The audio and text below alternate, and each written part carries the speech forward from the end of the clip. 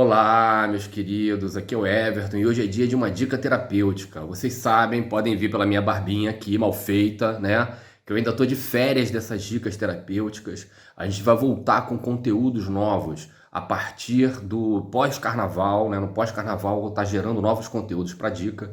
Mas eu venho trabalhando aí com esses vídeos desde junho de 2020 e já coloquei muitas dicas legais. A gente revisitou algumas, né? Os óleos essenciais, alguns livros e tudo, e hoje eu quero revisitar aí, né, um conteúdo que eu coloquei sobre algumas técnicas, sobre terapia floral e fitoterapia, especialmente a terapia floral, que foi objeto do meu estudo de mestrado no Instituto de Medicina Social da UERJ, né, a trajetória do Dr. Bach é muito importante. O Dr. Bach foi um médico bacteriologista inglês que criou vacinas, ele descobriu uma vacina contra o cólera.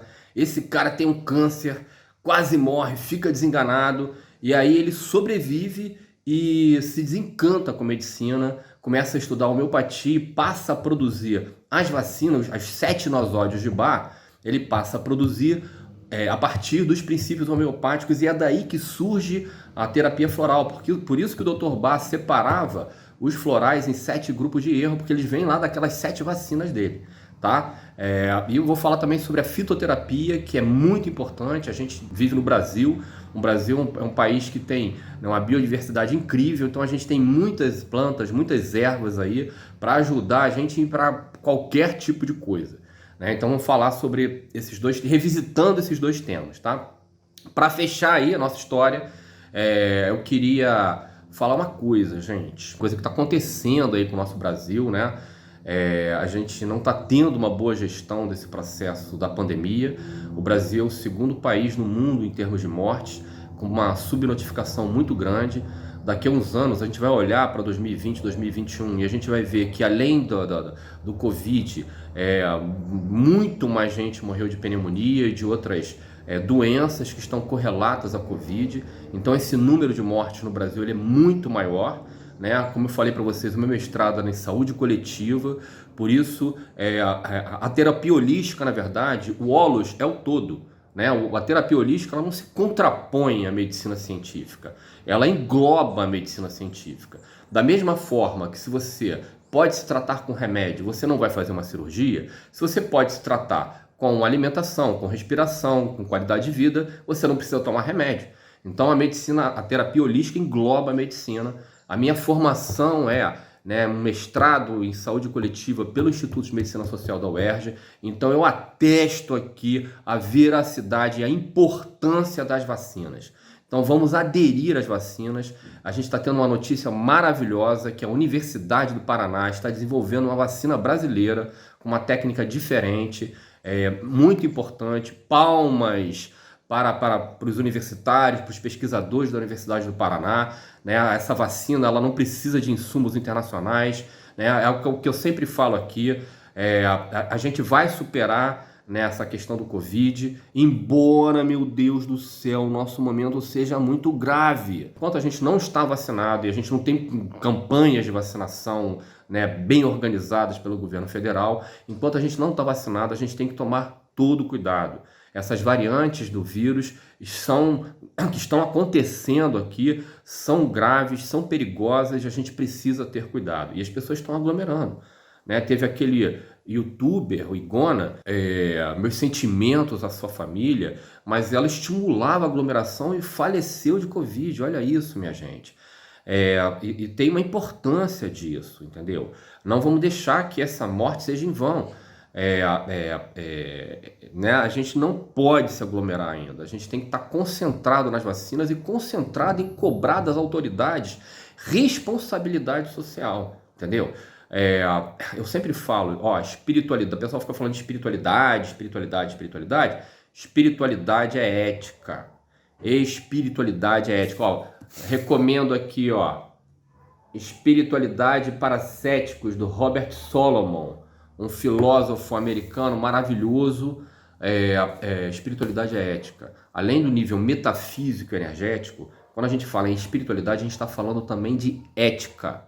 Então, um terapeuta holístico, a terapia holística, ela tem por base o conceito de energia, né? Então, o terapeuta holístico, ele precisa se desenvolver em termos da sua espiritualidade. Se ele precisa se desenvolver em termos da sua espiritualidade, ele precisa se desenvolver em termos de ética. Então não pode haver um terapeuta holístico ou mesmo uma pessoa que se diga espiritualista que venha defender políticas de um genocida. Pelo amor de Deus, o que está acontecendo com o Brasil? Isso tem que acabar, gente. A gente não pode continuar nas mãos de pessoas que não estão nem aí para a vida. O presidente da República, ele falava lá atrás, a minha especialidade é matar. Tá aí, ó, tá aí, em cima de todos nós. Ele está demonstrando a especialidade dele. Vamos permitir isso até quando? Então vamos nos ligar, gente, ó, terapeuta holístico, qualquer pessoa que se diga espiritualizada, não pode apoiar nenhum tipo de intolerância. Ah, mas eu não gosto disso ou daquilo. Não interessa, vá se tratar. Preconceito no futuro vai ser tratado como doença mental. Preconceito é doença mental, é enfermidade mental.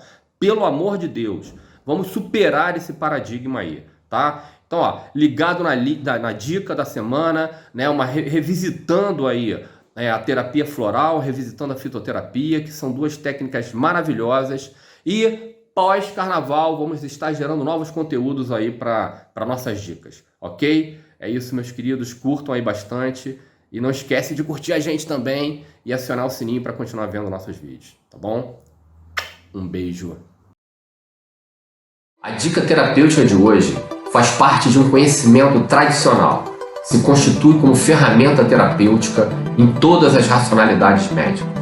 Estou falando da fitoterapia, que é uma das terapias holísticas mais antigas.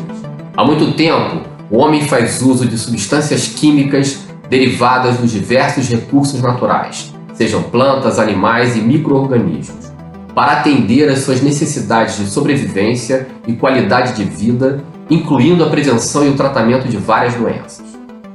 Com o tempo, o homem conseguiu acumular informações preciosas sobre o ambiente ao seu redor. Esse conhecimento foi adquirido por meio de observações e experiências cotidianas sobre fenômenos e características da natureza, principalmente em relação ao mundo vegetal, com destaque para as plantas medicinais. Na pré-história, evidências e registros históricos mostram que muitos povos antigos têm referências próprias com relação ao uso de plantas medicinais. Muito antes de um homem pré-histórico desenvolver qualquer alfabeto ou escrita rudimentar, ele já utilizava algumas plantas como alimentos e outras como remédios. Durante esse período, muitos desses conhecimentos foram transmitidos de forma oral ou através de arte rupestre para as gerações seguintes. Com o surgimento da escrita é que tais conhecimentos passaram a ser compilados e registrados de forma mais eficaz. Na antiguidade, referências históricas sobre o uso de plantas com fins terapêuticos estão presentes em quase todas as civilizações antigas. Porém, as primeiras descrições dessa atividade foram registradas em escrita cuneiforme e datam de 2600 a.C. Tais registros indicam que os mesopotâmicos já usavam óleo de cedro, alcaçuz, mirra e muitos outros derivados de plantas que ainda hoje são empregados no tratamento de doenças como gripes, resfriados e infecções bacterianas. Outra referência escrita sobre o uso de ervas medicinais é a obra chinesa Pensao, que significa a Grande Fitoterapia, de 2800 a.C. Seu autor, Shen Nong, é reconhecido como fundador da medicina chinesa. O famoso Papiro de Ebers, com cerca de 3.500 anos e cuja autoria é atribuída aos egípcios, é considerado um dos mais antigos e importantes tratados médicos, contendo aproximadamente 100 doenças e muitos produtos naturais que ainda são usados normalmente, como coentro, genciana, zimbro, sene, entre outros. Além dos egípcios, civilizações antigas, como os assírios e hebreus, também cultivavam ou traziam de suas expedições diversas ervas para a preparação de seus medicamentos. Um dos sistemas medicinais mais antigos da humanidade, a medicina Ayurveda, foi criada na Índia. Os Vedas, escritos há 1500 anos antes de Cristo, descrevem ervas medicinais até hoje utilizadas, inclusive na culinária. Na Grécia Antiga, grande parte do que sabemos sobre plantas e ervas medicinais se deve a Hipócrates, que em sua obra Corpus Hipocrático descreve os conhecimentos médicos de seu tempo, indicando para cada enfermidade um remédio vegetal e um tratamento botânico adequado. Ele listou cerca de 455 plantas medicinais, que constituíram o primeiro herbário ocidental, utilizado até hoje, com detalhes de como preparar e usar cada produto. Na era cristã, nesse período histórico, merece destaque o grego Pedânios Dioscórides, médico militar que catalogou e ilustrou cerca de 600 plantas medicinais em sua obra Da Matéria Médica. A obra descreve o uso do ópio como medicamento e como veneno, que inclusive foi utilizado por Nero para eliminar seus inimigos. Também relata o uso do salgueiro branco, que é a fonte mais antiga do ácido acetil salicílico para a dor. Outro médico e filósofo grego importante, Cláudio Galeno, foi o primeiro grande observador científico dos fenômenos biológicos. Galeno é considerado o pai da farmácia, responsável por desenvolver misturas complexas, cura-tudos, conhecidas ainda hoje como misturas galênicas. Idade Moderna, sem dúvida uma personalidade importante, que contribuiu de forma significativa para o desenvolvimento da farmacologia e da medicina tradicional, foi o médico e renomado alquimista, físico e astrólogo suíço Philippus Aurelius Theophrastus Bombastus von Hohenheim, mais conhecido popularmente como Paracelso. Paracelso fundou as bases da medicina natural e foi o primeiro a observar a importante relação entre dose e o efeito que determinada substância pode exercer no organismo, chegando à conclusão de que todas as substâncias são venenosas e somente a dose correta diferencia o veneno do remédio. Idade contemporânea. A partir do século XIX, já é possível observar uma maior utilização das plantas medicinais e de fitoterápicos, principalmente graças ao processo científico na área da química, a fitoquímica, o que permitiu analisar, identificar e separar os princípios ativos das espécies vegetais. Nesse período, podemos citar o médico alemão Samuel Hahnemann como uma figura importante, já que foi responsável por desenvolver os conceitos da homeopatia. A homeopatia se trata de um método para o tratamento e prevenção de doenças agudas e crônicas, em que a cura acontece pela administração de medicamentos diluídos, não agressivos, que fortalecem e estimulam o sistema imune do organismo a reagir. No início do século XX, a medicina alopática ainda tinha as plantas como principais matérias-primas. Entretanto, diferentemente da homeopatia, a alopatia é o ramo da medicina tradicional que utiliza medicamentos para produzir no organismo do paciente uma reação contrária aos sintomas que ele apresenta, a fim de diminuí-los ou neutralizá-los. Por exemplo, se o paciente tem febre, o médico receita um medicamento que faz baixar a temperatura. No Brasil, a história da utilização de plantas com fins terapêuticos apresenta influências marcantes de povos africanos, indígenas e imigrantes. A contribuição dos povos africanos, por exemplo, aconteceu por meio de plantas medicinais que eles trouxeram consigo de suas origens e usavam em rituais religiosos. Sabemos que os índios que aqui viviam e utilizavam a imensa variedade de plantas medicinais disponíveis nas florestas tinham um valioso patrimônio de informação da biodiversidade e de técnicas de como melhor aproveitar tais recursos naturais. Os pajés das tribos transmitiam seus conhecimentos acerca das ervas e de seus usos de forma oral ou por meio de rituais para as próximas gerações. No século XVIII, a cidade de São Paulo contava com a primeira farmácia oficial da cidade, a Real Botica, cujos medicamentos eram, em sua grande maioria, plantas medicinais. Já no ano de 1926, foi publicada a primeira Farmacopeia Brasileira, com a descrição de 183 espécies de plantas medicinais do Brasil. Pela biodiversidade da flora do Brasil, que comporta cerca de 20% de todas as espécies vegetais do planeta, o país possui enorme potencial na pesquisa de novos fármacos para o desenvolvimento de medicamentos de elevado valor econômico e social para a população. Inclusive, apenas 5% dessa flora, aproximadamente 55 mil espécies, são identificadas. Apenas 5% foi investigada até o momento, sob o ponto de vista fitoquímico e farmacológico. Felizmente, o Brasil voltou a valorizar sua flora como importante fonte de novos medicamentos fitoterápicos. Em vários outros países do mundo, as plantas medicinais e os fitoterápicos deixaram de ser tratados apenas como terapia alternativa para problemas de saúde. De acordo com a Organização Mundial da Saúde, em muitos países em desenvolvimento, incluindo o Brasil, cerca de 80% da população depende da medicina tradicional como a única forma de acesso aos cuidados básicos de saúde. As plantas medicinais ganharam mais espaço nas políticas públicas nacionais e internacionais a partir da criação do Programa de Medicina Tradicional pela OMS nos anos 70.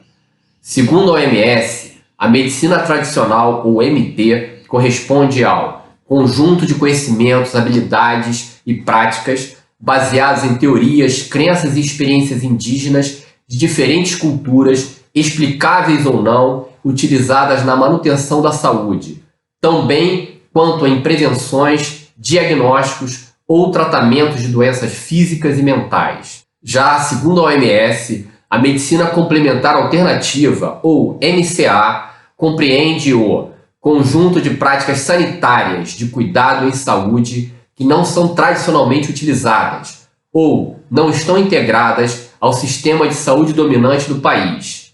Em ambos os casos, a prevenção, o diagnóstico e o tratamento de enfermidades físicas e mentais são conduzidos com eficácia e legitimidade social. A MCA também pode ser denominada medicina natural, medicina não convencional e medicina holística, que adota uma visão de saúde como bem-estar em sua forma ampla, envolvendo uma interação de diversos fatores físicos, sociais, mentais, emocionais e espirituais. O organismo humano é compreendido como um campo de energia, diferentemente da visão biomédica que vê o corpo como um conjunto de partes. Portanto, se trata de uma visão integrativa e sistêmica, que exige uma terapia multidimensional e um esforço multidisciplinar no processo saúde, doença e cura. Assim, é uma visão de todo no qual se enfatiza a integração dos cuidados. O Brasil tem avançado de forma significativa no que diz respeito ao uso de plantas medicinais e fitoterápicos.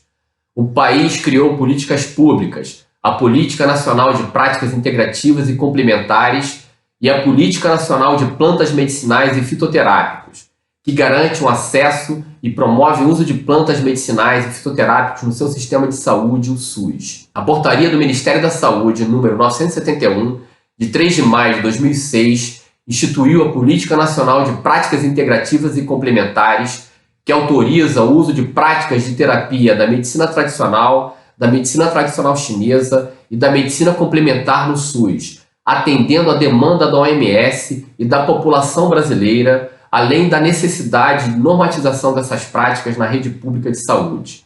Plantas medicinais e fitoterápicos. Plantas medicinais são espécies vegetais cultivadas ou não, utilizadas com propósitos terapêuticos. Elas podem ser usadas logo após a sua colheita, como plantas frescas, ou após um processo de secagem e estabilização, as plantas secas. Segundo a OMS, planta medicinal é todo e qualquer vegetal que possui em um ou mais órgãos substâncias que podem ser utilizadas com fins terapêuticos para prevenir, aliviar, curar ou modificar um processo fisiológico normal ou patológico, ou como fonte de fármacos ou de seus precursores. De modo geral, podemos dizer que as plantas medicinais têm tradição, já que são utilizadas como remédio entre determinada população ou comunidade. No entanto, para utilizar uma planta, é necessário conhecê-la, saber onde colhê-la e como prepará-la, e ter, inclusive, informações sobre o sistema de manejo. A aplicação apropriada dos princípios ativos de uma planta exige conhecimentos específicos sobre seu modo de preparo, para garantir a sua eficácia. Agora a nossa super dica. Entre os principais métodos de extração de princípios ativos de plantas medicinais, podemos citar os seguintes: a maceração, que consiste no contato da droga vegetal com a água em temperatura ambiente por determinado tempo para cada planta. A infusão, que consiste em verter água fervendo sobre a droga vegetal, sobre a planta e em seguida tampar o recipiente por um tempo determinado. Esse método é indicado para as partes das plantas de consistência menos rígida, tipo flores, folhas e frutos. Nós podemos extrair os princípios ativos das plantas através da decocção, que é uma preparação que consiste na ebulição da droga vegetal em água potável por tempo determinado, ou seja, bota para ferver. Esse método é indicado para as partes das plantas mais consistentes, como cascas, raízes, caules e sementes. Após o preparo, a indicação terapêutica da planta medicinal definirá a forma de utilização do medicamento. Entre as formas de administração caseiras mais comuns de plantas medicinais, temos os banhos de assento, que são imersão em água morna na posição sentada. Nós temos também as compressas, que é uma forma de tratamento que consiste em colocar sobre o local lesionado um pano ou gás umedecida com uma infusão ou uma decocção, fria ou aquecida, dependendo da indicação de uso. Nós também podemos utilizar as plantas medicinais em gargarejos ou inalações. Existem ainda outras formas de administração de plantas medicinais um pouco mais elaboradas, como extratos brutos, extratos fluidos, óleos, ceras, tinturas, etc. As plantas medicinais não podem ser consideradas fitoterápicos. O fitoterápico é um medicamento vegetal, resultado da industrialização de uma planta medicinal. A principal diferença entre a planta medicinal e fitoterápico consiste no processamento da planta para uma formulação específica, o que caracteriza um fitoterápico. Além disso, os fitoterápicos industrializados devem ser registrados na Anvisa antes de serem comercializados. De acordo com a Anvisa, podemos definir medicamento fitoterápico como todo medicamento obtido se empregando exclusivamente matérias-primas ativas vegetais. É caracterizado pelo conhecimento da eficácia e dos riscos de seu uso, assim como pela reprodutibilidade e constância de sua qualidade. Sua eficácia e segurança é validada através de levantamentos etnofarmacológicos. Não se considera medicamento fitoterápico aquele que, na sua composição, inclua substâncias ativas isoladas de qualquer origem, nem as associações destas com extratos vegetais. Nesse sentido, a fitoterapia se caracteriza pela utilização de plantas medicinais em suas diferentes preparações farmacêuticas, porém, sem uso de substâncias ativas isoladas, ainda que de origem vegetal. Ainda segundo a Anvisa, não podem ser consideradas fitoterápicos os seguintes produtos: chás, no Brasil eles são considerados alimentos, medicamentos homeopáticos, são produzidos de forma diferente dos fitoterápicos e têm princípios ativos de vegetais, animais e minerais. Partes de plantas medicinais podem ser comercializadas em farmácias e ervanários, porém não devem apresentar indicações terapêuticas. Falarei aqui muito sobre esse tema. Vou apresentar várias ervas e seus diversos usos, em todas as suas dimensões terapêuticas, nos níveis físico, psicológico, energético e ambiental. A dica que eu apresento hoje é uma terapia maravilhosa, que pode ser útil a todos nós que estamos ainda vivendo as angústias dessa pandemia. Todos nós estamos sofrendo com questões de saúde mental, como depressão, ansiedade, pânicos, comportamentos obsessivos compulsivos, entre outros. Por isso eu resolvi falar hoje um pouco sobre terapia floral. A terapia floral surgiu no início desse século na Grã-Bretanha a partir das pesquisas do médico bacteriologista Eduard Bach. Seu processo diagnóstico se fundamenta na descrição de estados mentais e emocionais dos indivíduos, em detrimento de uma diagnose a partir dos sintomas físicos, como na medicina científica. Sua principal ferramenta terapêutica são as essências vibracionais conhecidas como florais, que são medicamentos da mesma natureza dos remédios homeopáticos que não possuem o princípio ativo das suas substâncias, pois sofreu altíssima diluição. O mais interessante é que tudo aconteceu a partir de uma experiência pessoal vivida por ele, Eduard Bach, uma experiência poderosa de autotransformação. Para contar essa história é importante apresentar sua biografia. Eduard Bach nasceu em 24 de setembro de 1886 em Birmingham, na Inglaterra. Finalizou os seus estudos de medicina no University College Hospital de Londres, no ano de 1912. Em 1913, recebeu os títulos de bacteriologista e patologista e passou a trabalhar na urgência do mesmo hospital. Em 1914, durante o início da Primeira Guerra, recebe diploma de saúde pública. Pesquisador dedicado, Bach descobriu a relação de determinadas doenças crônicas com algumas bactérias intestinais. Foi, portanto, pioneiro na área das vacinas. Desenvolveu vacinas que eram conhecidas como nosódios de Bach, utilizadas com grande sucesso no tratamento de doenças intestinais, incluindo o cólera. De 1915 a 1919, acumula suas funções com atendimento aos feridos da guerra. Com esta experiência, Bach observa a relação entre os estados de ânimo dos doentes e suas doenças. Em julho de 1917, após uma estafa, Bach sofre uma grave hemorragia e tem de passar por uma cirurgia para extirpar um câncer. Com o quadro de metástase, seu prognóstico de reabilitação não é nada favorável e seus médicos não lhe dão mais que 3 meses de vida. Contrariando todas as recomendações médicas e surpreendendo seus colegas de profissão, Bach retoma suas atividades clínicas e logo recupera seu ritmo anterior de trabalho. Internamente, uma revolução se processa nesse sujeito que era um médico, cientista e pioneiro. A racionalidade científica não responde mais às suas angústias. Em 1920, ele vai atuar como bacteriologista no London Homeopathic Hospital. Sua opção por trabalhar em um hospital homeopático lhe valeu muitas críticas do meio médico da época, mas foi deste modo que conheceu a arte de curar desenvolvida por Samuel Hahnemann. Essas experiências marcaram suas concepções e seu trabalho, particularmente o fato de Hahnemann se guiar mais pelos sintomas emocionais e mentais do que pelos sintomas físicos na sua diagnose. Usando então alguns princípios da homeopatia no preparo de suas vacinas, passou a aplicá-las via oral e não mais perenteral, e os resultados foram estimuladores. Novamente, é alvo de críticas do establishment médico. A partir de 1926, quando seus nosódios já tinham se disseminado no continente europeu, Bach começa a substituir seus componentes por extratos preparados a partir de 2 flores que trouxe das florestas de Gales, utilizando o método homeopático de diluição e potencialização.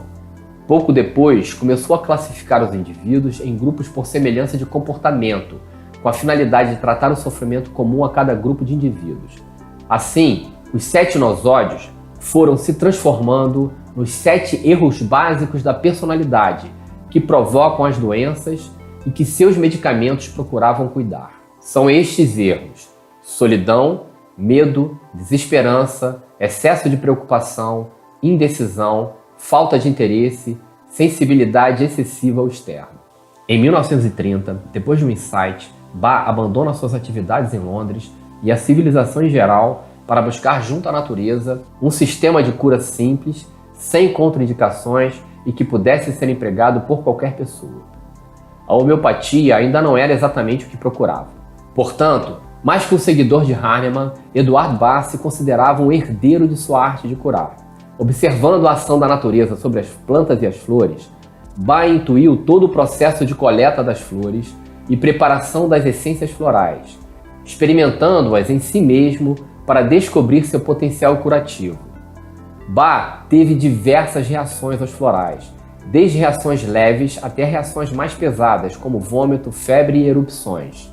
A sistematização de suas 38 essências florais não demorou muito. A princípio, sistematizou em 2 anos 12 essências chamadas healers, estreitamente relacionadas com o simbolismo astrológico. Em 1934, completou seu sistema floral, acrescentando aos seus healers mais 26 essências, sendo que 19 delas foram sistematizadas em apenas 6 meses. Além delas, também elaborou uma fórmula emergencial, o Rescue Remedy. A resistência do establishment médico em aceitar seu sistema de cura fez com que Bach fosse difundi-lo por conta própria. Em seus escritos, ele enfatiza a simplicidade dos florais como método de cura. Qualquer pessoa pode se autodiagnosticar e se automedicar. Essas publicações lhe custaram um processo ético no Conselho Britânico de Medicina, de onde por pouco não foi expulso. Durante o processo de sistematização dos florais, Bach treinou um grupo de auxiliares com a finalidade de dar continuidade às suas pesquisas. Este grupo era formado por Nora Weeks, que se tornou a principal continuadora do trabalho de Bach, o Dr. Victor Bullen e o Dr. Wheeler, todos eles grandes colaboradores. O ponto principal do treinamento do grupo era a ênfase do desenvolvimento da capacidade de percepção do que devia ser curado nas pessoas, sempre tendo como referencial que a base da cura estava na mente e nas emoções do paciente e não em seu estado físico.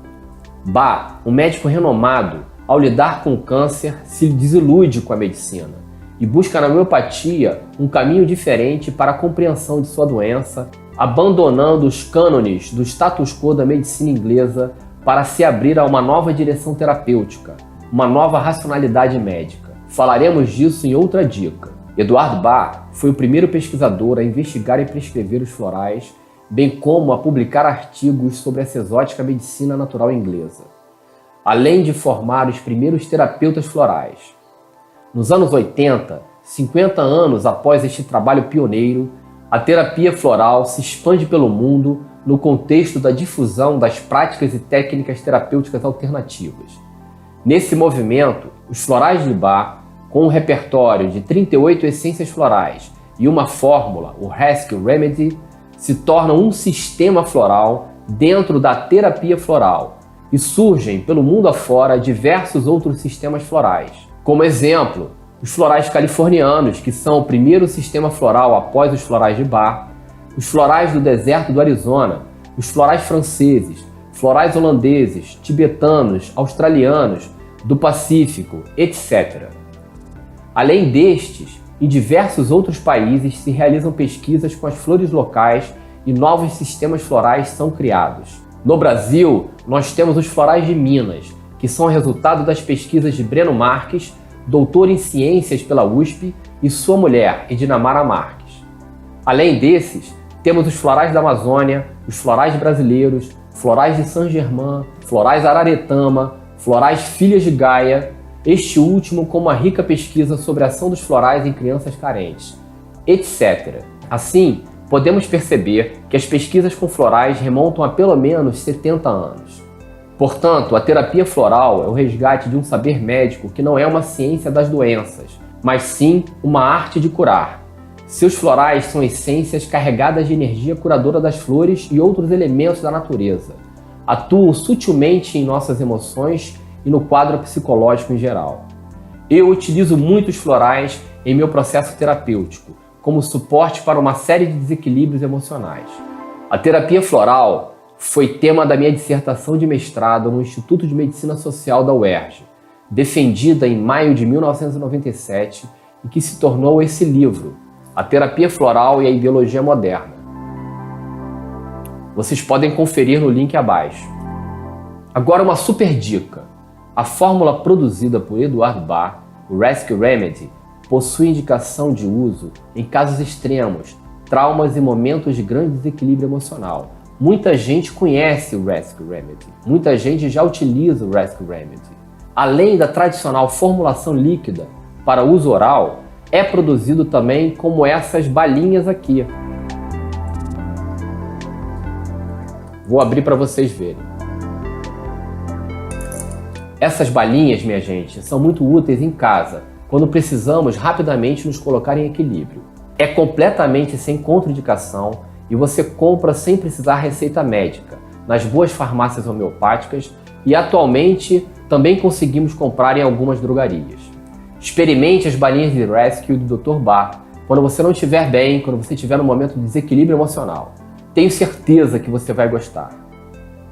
Como eu disse antes, vamos conhecer cada vez mais sobre as diversas terapias holísticas aqui no nosso canal. Segue a gente no YouTube e não esquece de acionar o sininho para acompanhar nossos vídeos. Um grande abraço a todos. Até a próxima.